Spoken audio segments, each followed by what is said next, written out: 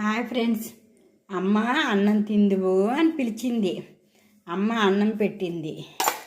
అన్నంకి ఏం చేసావమ్మా అని అడిగా. పప్పు చేశానమ్మా అని చెప్పింది.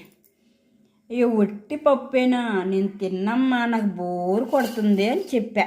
మరి అమ్మే కదా, మరి అల్లరి పెట్టాలి కదా.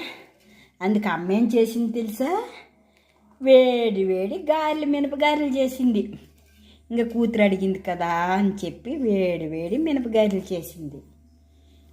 ఇంకా అమ్మ చేసినాక ఊరికే ఉంటామా, ఇంకేదైనా ఇయ్యమ్మా అని అడిగా.